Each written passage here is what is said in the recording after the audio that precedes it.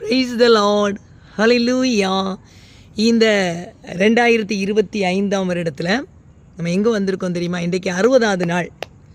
2 மாதங்களை முடித்து 3வது மாதம் முதல் நாளில் நாம் வந்திருக்கிறோம். இந்த முதல் நாளில் இருளின் அதிகாரங்கள் முடிந்து போகிறது.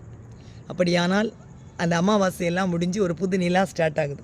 அவங்க வாழ்க்கையில் நிச்சயமாக இந்த மாதம் புதிய காரியம் நடக்கும். புதிய காரியத்துக்கு எதிர்பார்த்துருக்கிறவங்க அப்பா நோக்கி ஜெபிங்க. தகப்பனே, எப்படி இந்த மாதம் நன்மைகளை பெற்றுக்கொள்வேனோ?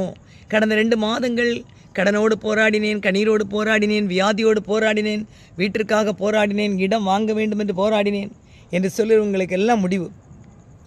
வியாபாரத்தில் ஆசீர்வாதம் இல்லை, புது வியாபாரம் தொடங்க வேண்டும், எதை தொட்டாலும் ஆசீர்வாதம் இல்லை. ஆனால் இன்றைக்கு ஆண்டவர் சொல்கிறார், எப்படி இந்த நிலா வளரப்போகிறதோ அப்படியே இவங்க வாழ்க்கை வளரப்போகுது. இது ஒரு அதிசயம் பாருங்கள்.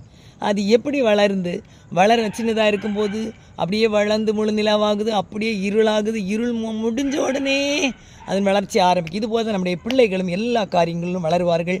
உங்கள் வேலைக்குரிய காரியம், ஆவிக்குரிய காரியம், பூமிக்குரிய காரியம், கைகள் பிரயாசங்கள் எல்லாவற்றிலும் நீங்கள் ஆசீர்வதிக்கப்பட போகிறீங்க. உங்களுக்கு புதிய சந்தானத்தையும் கொடுக்க போகிறார், புதிய வேலையை கொடுக்க போகிறார், புது வீட்டை கட்ட போகிறீங்க, புது கார் வாங்க போகிறீங்க, புது பைக் வாங்க போகிறீங்க. நம்புவீங்களா?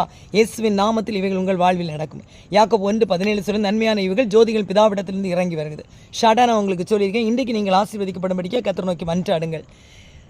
வானத்தையும் பூமியும் சிருஷ்டித்த ஆண்டவர் சிறு பெரு சுடர்களை உங்களுக்காக உண்டாக்கிறார். காலக்குறிப்புகளுக்காக சந்திரனை படைத்தார். இந்த சந்திரன் காலங்களை காட்டுகிறது. இன்றைக்கு உங்கள் வாழ்க்கையின் எதிர்காலங்கள் புதிதாய் மாறப்போகிறது. God bless you all. கண்டிப்பாக என்னோடய சேனலை சப்ஸ்கிரைப் பண்ணுங்கள். நைட்டு நான் உங்களுக்காக இந்த மாதம் கதை செய்யக்கூடிய நன்மைகளை இன்னொரு வீடியோ போடுறேன்.